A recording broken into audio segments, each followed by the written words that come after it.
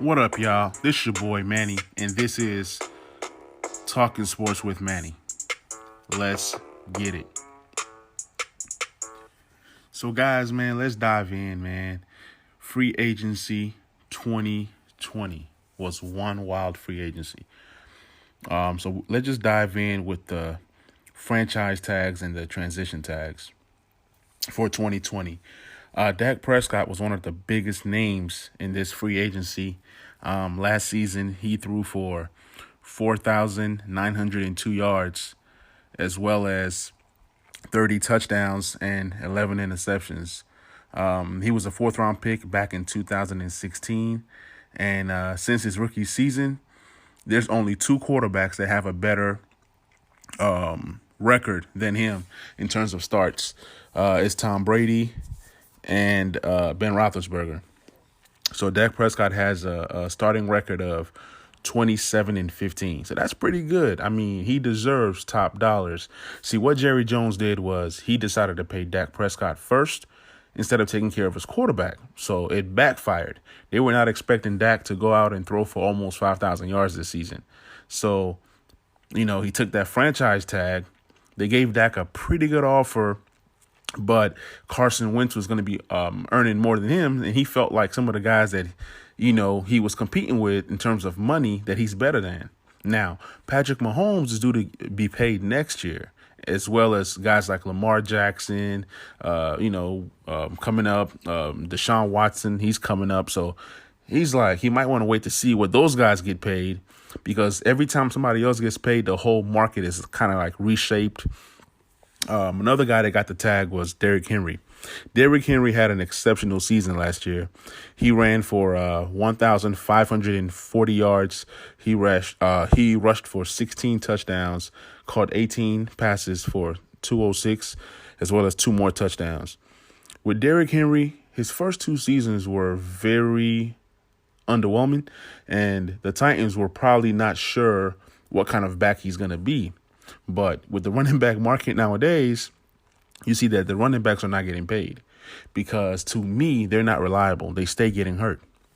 So Derrick Henry will have to prove it again this season in order to get what you call big money. Right now, I think his tag is for about $10 million.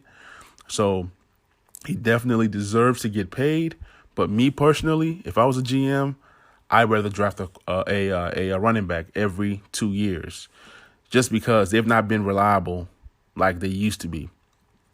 Another guy that got tagged was A.J. Green. Now, rumors are that Joe Burrow is going to be, selected by the Cincinnati Bengals number 1. So he'll definitely need a top target. So, A.J. Green, Tyler Boyd, John Ross, and hopefully they'll probably get a tight end in the draft to surround Joe Burrow with the weapons that he needs to be successful. Another guy that got tagged was Brandon Sheriff, 3-time Pro Bowler, straight beast. For some reason, him and the Redskins could not come together on a long-term contract. So you franchise him, and franchising a guard, that's a lot of money, on that franchise tag.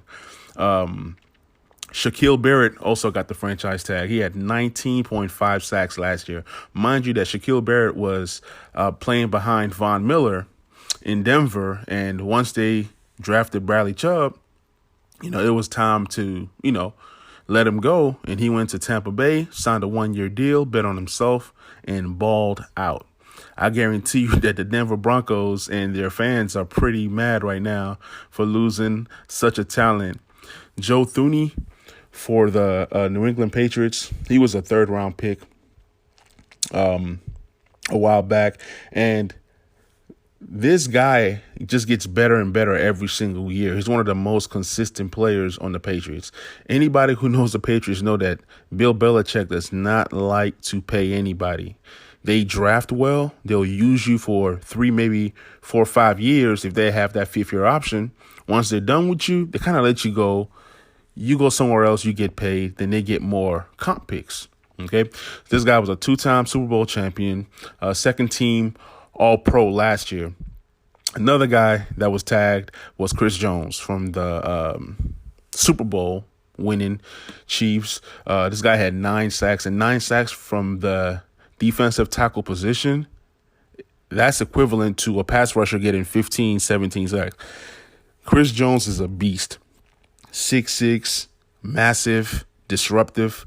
He's going to get paid next year. Bud Dupree from the Pittsburgh Steelers also got the tag. He had a breakout season last year, 11.5 sacks.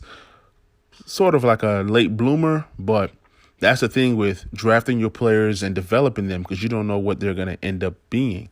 So they tagged him. Let's see what he does this year, and then possibly next year he gets that big money. Justin Simmons from the Broncos also got the tag. This guy had 93 tackles last year, 4 interceptions.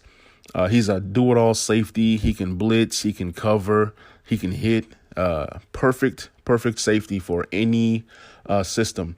Hunter Henry for the Chargers got tagged. Now, this to me was a surprise. They tried to keep Melvin Gordon last year. They gave him a fair offer.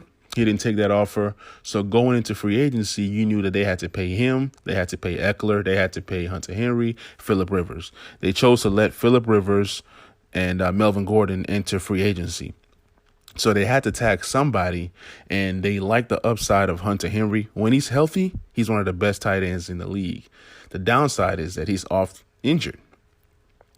Matthew Judon from the Ravens also got the tag. He had 9.5 sacks last year. He was a 5th rounder in 2016.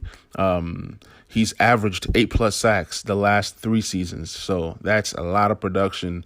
And, pass rushers are a premium in the league. Yannick Ngakoue from the Jacksonville Jaguars, in his first 4 seasons, he's never had a season with less than 8 sacks. That's what you call a stud right there. That's what you call a superstar. And from what I'm understanding is Yannick Ngakoue does not want to return to Jacksonville. So what I see is most likely a tag and a trade. Okay. Leonard Williams, the Giants, traded for this guy. He was a former number 6 overall pick in 2015. When the Giants traded for him, they had to give up a 3rd rounder and a 5th rounder. That's not bad for a nose tackle that is very disruptive, and you're gaining a top 6 talent. So with the Giants, having this guy for 1 season, they kind of want to tag him, see how he fits with what they're doing, and see if they'll give him more money next year. Next guy on my list that got the tag or the transition tag was Kenyon Drake from the Arizona Cardinals. This guy right here was acquired on the trade deadline. And, when the players with Miami, they look pretty bad. I mean, you don't really know what somebody can do until they've left Miami. So this guy right here got traded for, and I was like, they already had David Johnson. They had a couple other guys that they liked on their team. But the thing was injuries. They had 2 backs down. They were not necessarily pushing for a playoff push, but they just took, traded a 4th round pick, I believe, for Kenyon Drake. And what happened was when he got there in those games that he played, he had up to like 8 touchdowns. He had about 500 to 600 yards. This guy right here was just a straight stud for this team. And coming up this season, when he got this tag, that kind of opened up eyes that, David Johnson might be getting traded. And that's exactly what happened. I'll tell you guys about that in 1 minute after this quick ad. Ever wanted to make a podcast but never really knew how? Well, Anchor is the easiest way to make a podcast. There's a creation tool that allows you to record right from your phone or computer, and as well as editing as well. Anchor will distribute your podcast to places such as Spotify, Apple Podcasts, and many more. You can also monetize from your podcast. You can download the Anchor app for free at the App Store, or you can go to anchor.fm to get started. All right. Speaking of trades, some trades went down in his free agency period, and they were wild. Though, so After Kenyon Drake got that transition tag, David Johnson was on the move. So the Arizona Cardinals called Houston. And Bill O'Brien is not the sharpest tool in the shed. So pretty much Houston traded DeAndre Hopkins to the Arizona Cardinals for running back David Johnson, right? And the compensation was Houston got back the second round pick. So pretty much David Johnson for DeAndre Hopkins, but then Arizona tosses Houston a second round pick. And then Houston sends a fourth round pick in return.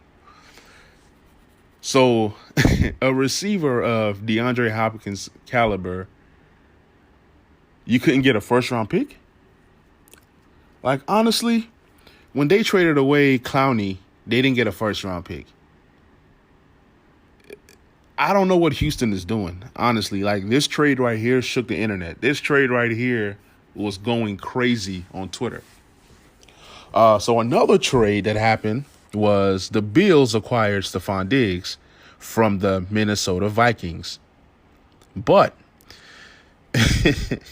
the Bills sent a first round pick, a fifth round pick, a sixth round pick, and a fourth round pick next year for Stephon Diggs in the seventh rounder.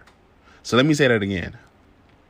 The Bills sent a first round pick, a fifth round pick, a sixth round pick, and next year's fourth round pick for Stephon Diggs when Houston traded DeAndre Hopkins for a second round pick. Okay, DeAndre Hopkins, Stephon Diggs. No knock on Stephon Diggs, but he's not the caliber of DeAndre Hopkins. And the only reason why the Houston Texans traded away DeAndre Hopkins was, he went to the front office and told them, hey, I see all these other receivers getting paid, and I know I'm better than, half these guys that are getting paid. So what he wanted was a new deal. Houston is like, we're not giving you a new deal. So they tried to trade him for a first, but all they can get was a second. But my question is, why take on David Johnson's terrible contract? Now, I'm a big David Johnson fan. Anybody who knows me knows that I'm a big David Johnson fan, but he's not been the same running back that he's been in years past. So you trade a contract away and you take back a terrible contract. So with this happening, that means Carlos Hyde is gone, who had a great season for them.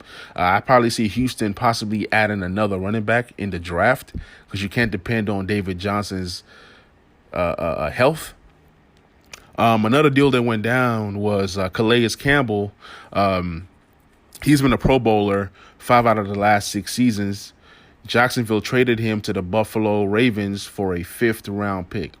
Now, this was more so Jacksonville shedding a contract and, Calais Campbell agreeing to go to a contender because I promise you, Calais was not going to a bum team. Okay, so it worked out for both. Jacksonville gets to unload more talent or, more players, more vets, and acquire draft picks. They're in the rebuilding mode right now, and they just want to acquire picks and, start fresh. Jurrell Casey was also traded. The Titans traded Jurrell Casey to the Denver Broncos for a 7th round pick. Now, for those Titans fans that I was talking to when this deal went down, they were pissed. Jurrell Casey has been a staple for them. He gets pressure from the D tackle position. The way that he's used allows him to rack up a lot of sacks. So you trading Jurrell Casey for a 7th rounder. They could have cut him, but what this allowed them to do was to shed contract. And my guess is that the Titans are going to make a play for Jadeveon Clowney. Yep, I said it. That's what I think this move was for. Now, I know the Titans went on and signed Vic Beasley from the Atlanta Hawks. Sorry, Atlanta Falcons, not the Hawks. wrong sport, but you guys get what I'm saying. So a lot of these deals were made to save money, and a lot of times when teams can't make that deal to save money, then they end up having to cut these players before their roster bonuses are due. So let's look at some of the moves that were made in the NFL. Now, the NFL has this thing where on NFL.com, you can go check it out for yourself. Every year they have a top 101 list. Okay, so based off of their list, when you remove all of the franchise tag guys, Amari Cooper was like the big fish. He was like the number one top free agent. Amari Cooper, man, he's been a beast since he's been drafted in 2015. This guy right here has played 5 seasons, and out of his 5 seasons, he's had 4 1,000-yard seasons. This guy right here is a beast, one of the best in the game. He runs routes. He can catch. Now, he had that one terrible season in 2017, and the Dallas Mavericks pounced. The Dallas Mavericks pounced the next year in 2018 and made that trade. They gave up a first-round pick to get Amari Cooper. And the good thing about making that trade was, since Amari Cooper was a first-round pick, they can fifth-year him because he was a first-round pick. So they did the 5th year, and, Amari wanted to get paid. The Washington Redskins made a heck of an offer of $110 million for 5 years to get him. But Amari Cooper said, nope, thanks for the offer, but no thank you. I'm returning back to Dallas. Dallas gave him $100 million, 5 years. It was a pretty simple contract. And with Amari's connection with Dak Prescott, he decided to go back to a familiar territory, and, the taxes are good in Texas. So Amari Cooper was that big fish. Everybody wanted him, but he decided to go back to Dallas. So, I talked about that franchise tag. So you're telling me Dallas has paid everybody, but have not paid Dak Prescott. That is just so disrespectful to Dak. And Dak is seeing this. Ezekiel Elliott gets paid. Amari Cooper gets paid, but then he doesn't get paid? Okay, moving on. Jadeveon Clowney, he is the second person on this list. He played his cards, but he played his cards wrong. He should have took a deal with Houston, but, Houston traded him to Seattle, and then now Seattle has him. Seattle wants to pay him, but Clowney's looking for $20 million a year. When you look at Clowney's numbers, his numbers are not eye-popping. His numbers are not great, but I guess his impact, he rushes the quarterback. A lot of the things that he does don't show up on the stat sheet, but he's off injured. To me, I don't think he's worth $20 million a year. Ryan Tannehill was on that list of, top free agents.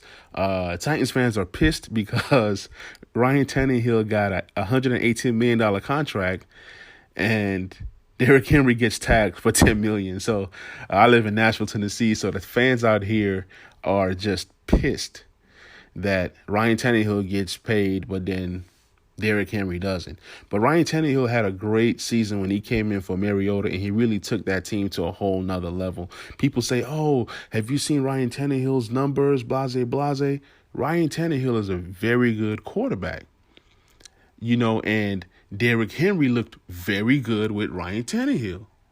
Once he became the quarterback, that team was clicking on all cylinders, and they were able to get to the AFC Championship. So Ryan Tannehill deserves his money, and the way that the contract is structured, it seems that the first 2 years are guaranteed, and then the last 2 years of the contract is what you call funny money. Okay. Byron Jones was another big name in this free agency. He got paid $82 million for 5 years. That's 54.5 guaranteed. Goes to the Dolphins. And now the Dolphins have 2 of the top paid corners in the league. And the Dolphins were out here spending a lot of money, but only time will tell if money spent, was a good investment or not.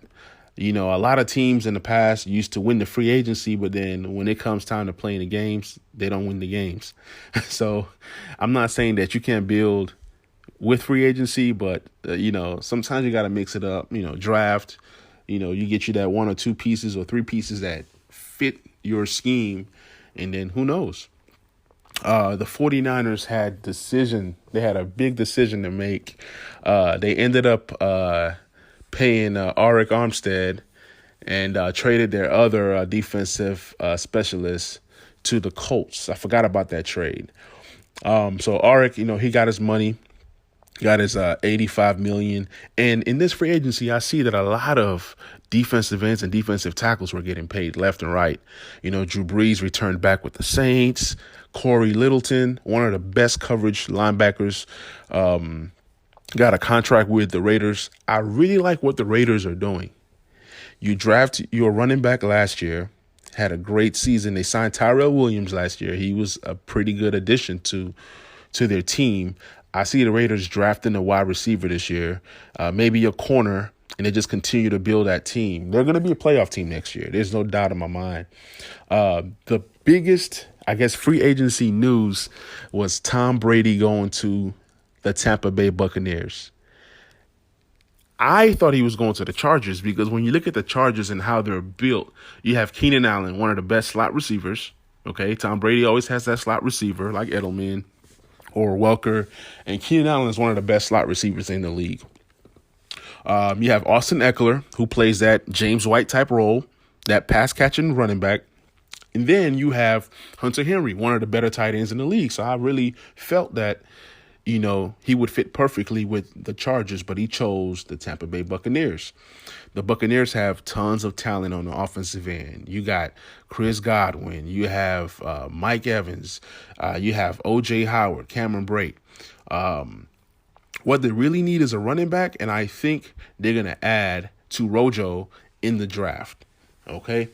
Then the Browns made splashes in this free agency as well. They signed Jack Conklin, one of the better tackles in this free agency, if not the best tackle in this free agency. And they also added the best tight end in this free agency in Austin Hooper. So they made a splash. So Austin Hooper, Odell Beckham Jr.,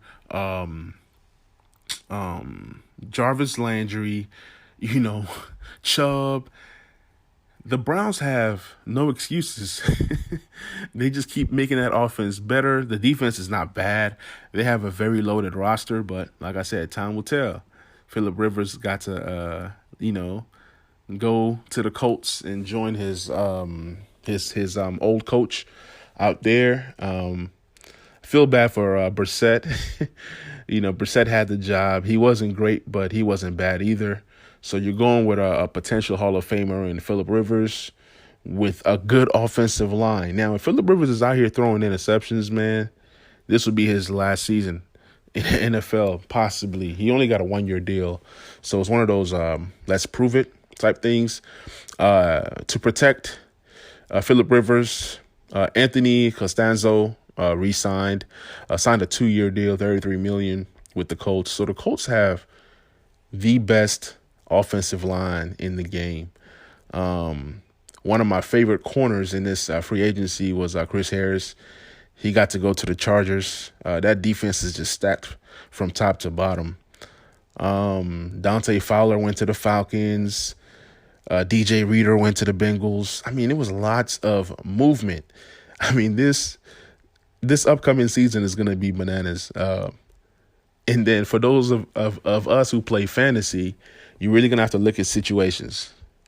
If you're drafting, let's say you're drafting a quarterback, you're going to look at Tom Brady and say, oh, he's old, but you can get Tom Brady in a good round with the weapons that he got. Some guys are going to go Mahomes and Lamar early. Then you can end up with like sleepers. I'm not going to give out all of my sleepers for the fantasy. That'll be on another pod. McCourty got to go back to the Patriots. Jason Pierre-Paul back to the Bucks. Melvin Gordon, big move. he went to the Broncos. Now, with the Melvin Gordon move, he didn't get a lot of money going to the Broncos. He signed a 2-year deal for $16 million with 13.5 of that guaranteed. Now, what I'm hearing is the deal that he received from the Chargers was more than what he received with the Broncos. But, he was greedy. He wanted the money. He felt he was a top back. Ezekiel Elliott gets his money. So he's thinking, wow, Ezekiel Elliott has reset the market, but things don't always happen how you think it's going to happen. He should have took that deal that he had, but he wanted more money. And then at the end of the day, he ended up getting less money. And a team offered him more than $16 million, but playing for the Broncos means he gets to face the Chargers twice a year. So he chose facing the Chargers twice a year over more money. I get it, but it's a 2-year deal. If he does well, he can reset the market. And with the way that the deal is structured, he can always get released the following year and then hit the market again. What else happened in free agency? James Bradberry, that was another name up there with Byron Jones. He was able to get paid. He went to the Chargers. He went to the Giants, $45 million for 3 years. That's a lot of money. We'll see if he's as good as what people say. I've looked at the tape. Really nothing special to me, but he's a very good corner, and he got paid, rightfully so. Now, with the Dallas Cowboys paying all these people, you knew that they were going to be able to lose some people. So in terms of losing Byron Jones, that takes a big hit to their defense, and as well as losing Robert Quinn. Robert Quinn went to the Bears.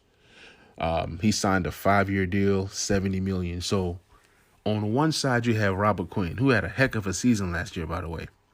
Then on the other side, you have Khalil Mack, along with the guys they have up the middle.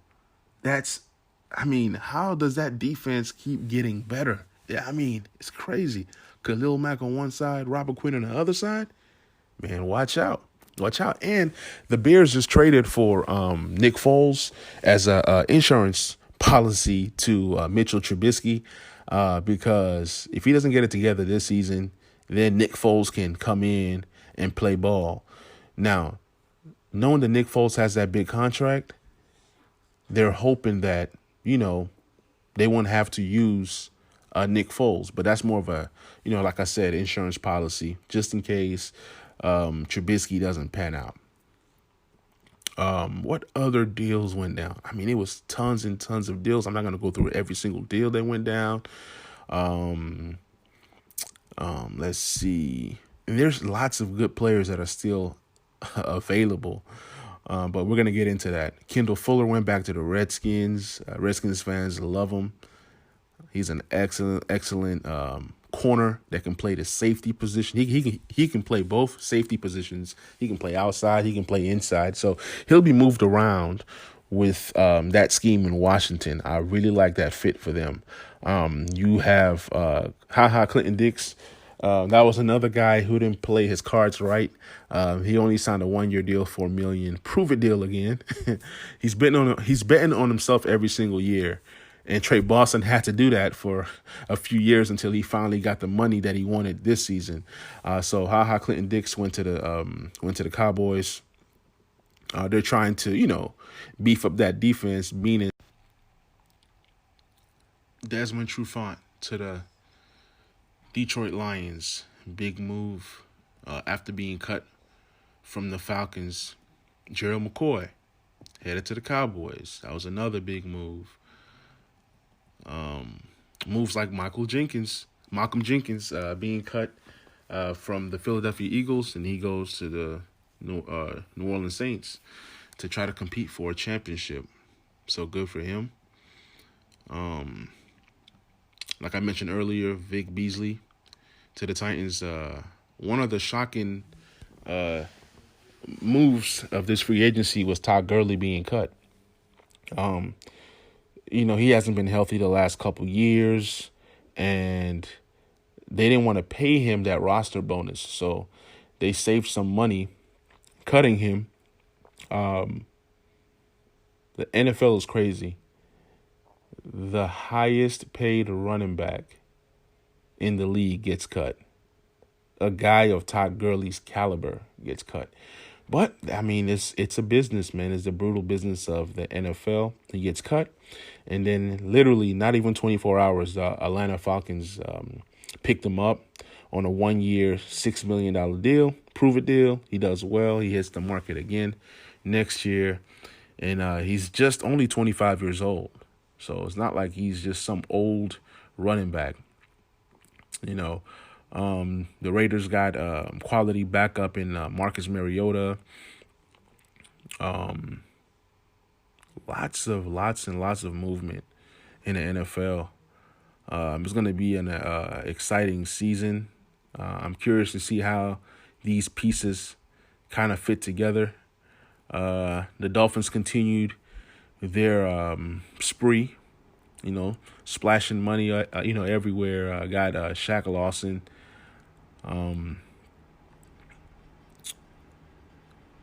The most improved team after free agency to me is the Miami Dolphins. Now, I don't know how many games they're going to be able to win this year, but what I can say is they are better than they were last year. When you've been that bad and, you get to bring in some quality free agents to kind of, get the fans excited again. They have 3 first-round picks this year. Everybody knows that they're going for a quarterback in the first round. They're going to make a play for Tua, and they may or may not get him. But I see them adding a receiver. They can add another running back. They signed Jordan Howard, but I see them acquiring as much talent as possible. They're not going to go into the draft with any specific player in mind. They're going to draft the best available, and they might even trade back to acquire more draft picks. I like the way that they're building. They have money to spend, so, they went on and spent the money. And like I said, we'll see how it turns out. Not every free agent signing is going to be a good signing. In a couple of years, you see where teams are, cutting people because once you get that guaranteed money, the rest of the contract is funny money, non-guaranteed. So it's going to be quite interesting what happens. What other teams got better in free agency? Oh, the Cardinals. The Cardinals look great. I mean, DeAndre Hopkins with Fitzgerald, Christian Kirk, Kenyon Drake. That's going to be an explosive team offensively. Now, they better draft them a tackle with that first-round pick. They're going to need some protection to protect Kyler Murray. And it's going to be a pretty exciting team to watch. I'm excited to see what happens there. There were some teams that didn't really make a lot of moves. When you look at some of the top teams in the NFL, like Kansas City or the Titans, some of these playoff teams, New England, those teams don't really go and make a splash. Not all the time. And for New England to go ahead and franchise their guard, that just tells you they wanted to kind of keep that talent around. New England is a team that trades for talent. Sometimes they trade away talent. And like I said, sometimes they let talent go just to get more comp picks back in return. So I hope you guys enjoyed this podcast. This is a very, very, very fun one. I love this, man. And this is my very first one. I was nervous, but I got it done. I've been saying I was going to make a podcast for forever. And I'm just glad that I got to make this, and I hope you guys enjoyed it. You guys can follow me on Twitter, Talking Sports with Manny, TS with Manny, on Twitter and IG as well. Looking forward to doing this again, and let's get it. I'm out.